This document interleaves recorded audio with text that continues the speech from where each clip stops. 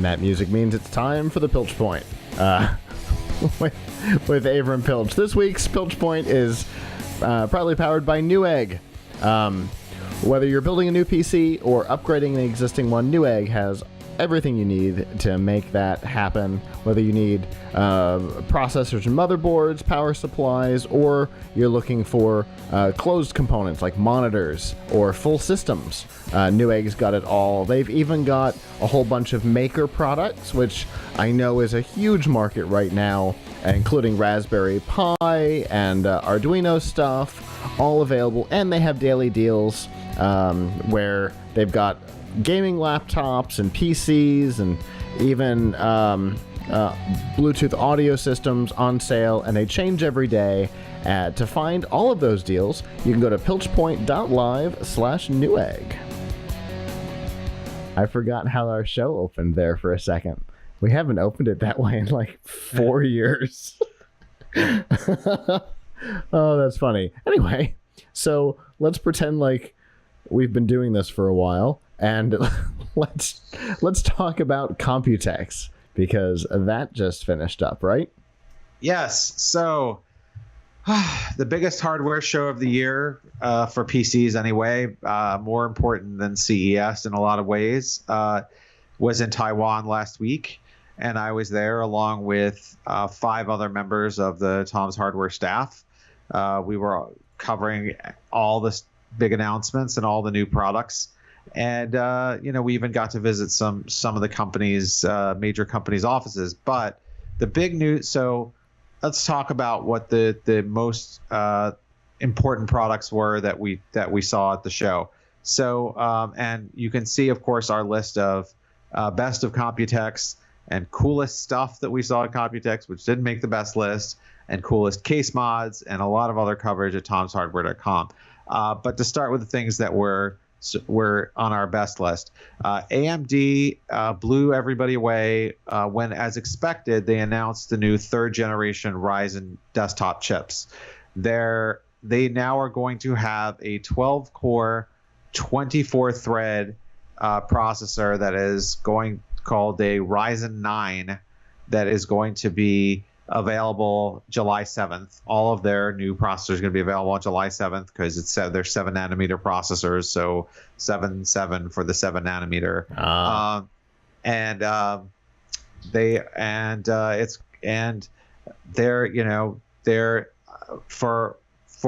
are charging a lot. Their top of the line processor, their Ryzen 9, is $499. The best Intel processor you can get is 8 cores for that price. So they're obviously, out-coring Intel. Mm-hmm. Whether that translates to better performance in the apps that people care about, like gaming, is kind of an open question. But you're certainly going to get a lot of threads and a lot of cores, whether you get that or you get the Ryzen 7. One of their other processors.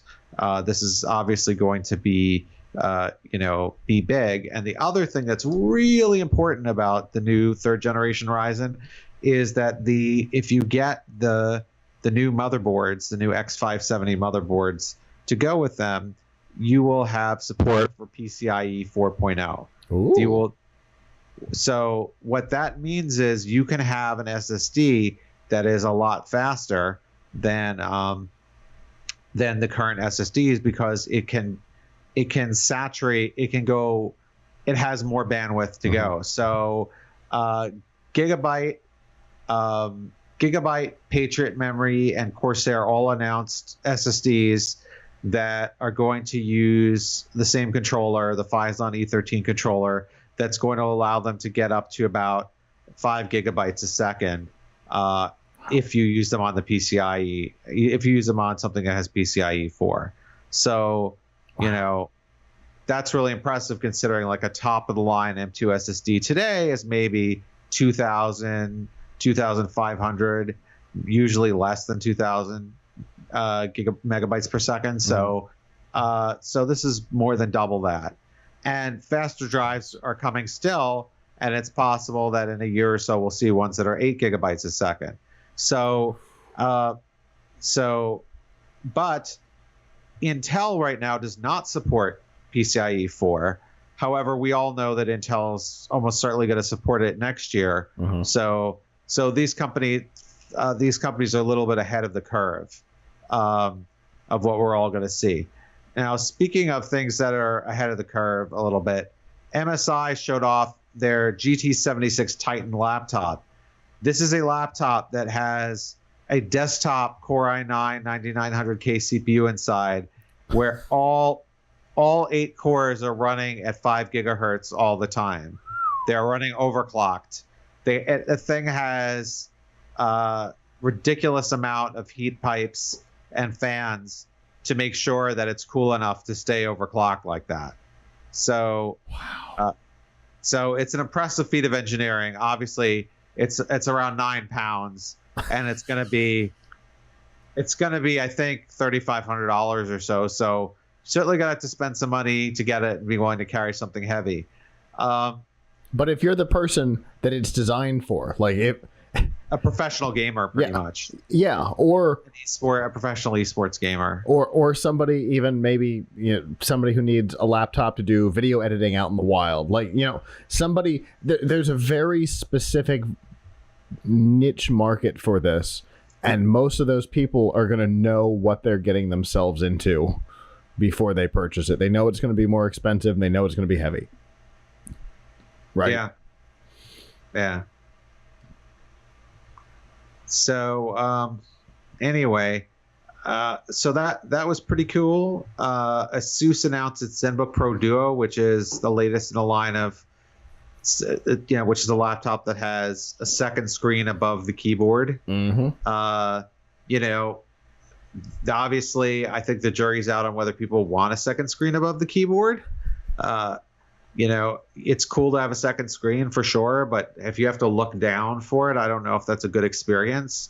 I think they're primarily pushing it for like, okay, you can keep secondary information there, but I really just want a second screen on the side of my laptop. And speaking of second screens on the side of your laptop, ASUS also announced the ROG XG17, a portable 17-inch monitor that operates at 240 hertz. So it is a portable gaming monitor, and which is crazy. I love that.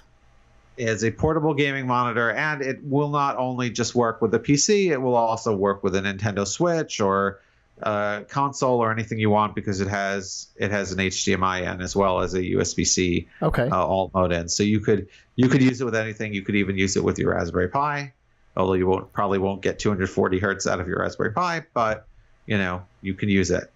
So I imagine that when you're using it like with a Switch, the Switch can't power it, right? You'd have to, because it's coming off of HDMI, you'd have to power it separately when you're using something like that. Okay. Yes. Yeah. That's true. You will. Obviously, it's a great show for PC components. So we saw a lot of crazy case designs. One of my favorites is the P200 from Thermaltake. It is just basically a block of coolant. That is what it is. It looks like a nice block of ice. It is just a clear block that stands up, and you put all of your components, screw all of your components onto the side of it.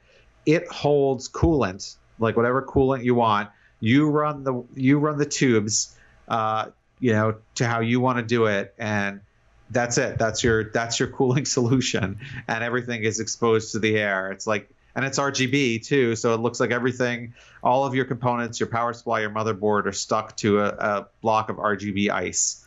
What it looks like. I saw photos of this, and it looks so cool. I don't know how practical it is in the real world. Not practical. But it's so cool to look at.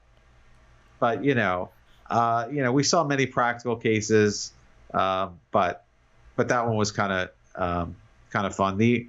Another one that was kind of fun, although this is not exactly brand new, as they keep reiterating on the same design, is the Lian Li DK04. That is a desk that is a computer.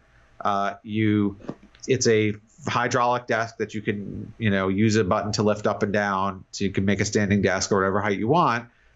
under the glass is where you put your computer, your components. It is a chassis, and they also have the DK05, which is larger and fits 2 computers under the hood.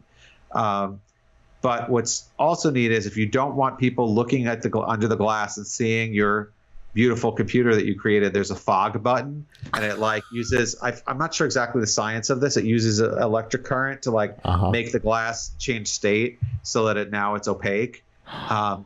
Sort of like, I know there's some bathroom stalls like this. Anyway, it's that's really cool. I mean, it's going to be like $1,500 or more, so you got to really like the idea of it. But it's a cool idea to have your desk be the computer, for sure. And one more cool idea I want to mention, we have a lot more on the site, is the SteelSeries Apex Pro keyboard. So this is I don't think anybody has done exactly this before. They're SteelSeries, well known in the keyboard and mice and headset world. Their new keyboard, the Apex Pro, is going to have a special switch that they have come out with. And what it does is it allows you to adjust the actuation point digitally between like 0.4 and 3.6 millimeters. So if you want to hit your keys a lot faster because you're in a first-person shooter, you can make it like a really low number, like 0.4, which means if you just rest your finger on the key, it's pressing. But if you're worried about typos, you can make it a lot deeper actuation point.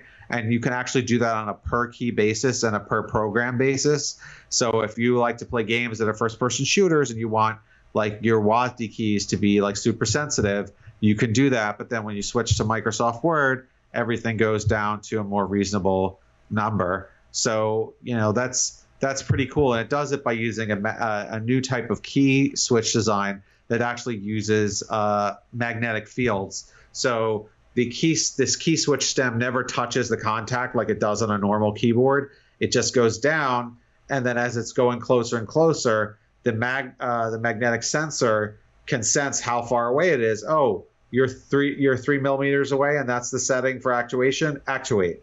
So it knows exactly how far away the stem is from the sensor, and that's how it knows. Fascinating. Now, one thing about this keyboard, it probably won't be 100% to my taste because it uses linear switches. So it's got red style switches, which is kind of what you would want for something where you're trying to adjust the actuation. But I like this, but I really like my clicky switches for typing. So, this isn't that, and really can't be because of how, but a lot of people, especially gamers, they love their linear red style switches, and that's what this has in a way you can adjust. So very cool. Yeah, that is cool. I had read a little bit about that keyboard, but not enough. It's definitely not to that extent.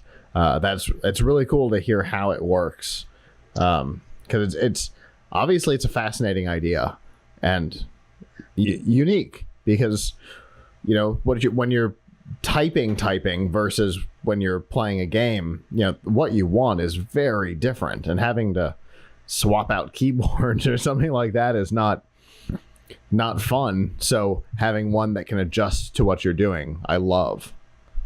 See, now what I would yes, it's really innovative. I don't know if this is physically possible. I would love someone create a keyboard that would allow you to adjust the feel of the keys. Not just the actuation point, but how they feel. Like, oh, I want a clicky key right now. I want it really clicky. Oh, I want a linear key right now. Let me flick a switch. I have no idea how you could do that because these all require different types of mechanical key, unless you somehow use magnets to change the feel of the key. But to create resistance. For you. But anyway, this is a really, really interesting keyboard, and we look forward to testing it. Anyway, I recommend everybody go to tomshardware.com, check out our list of best of Computex, our list of coolest things at Computex, and our list of craziest case mods at Computex, which we picked only 20 out of the 100 we saw. But number one is the Heineken beer dispensing case. I saw that. So, and yes, I can attest that Cherie actually drank a beer from it. The beer is real. Why doesn't that surprise me? Yeah. No doubt. That's great. I love that.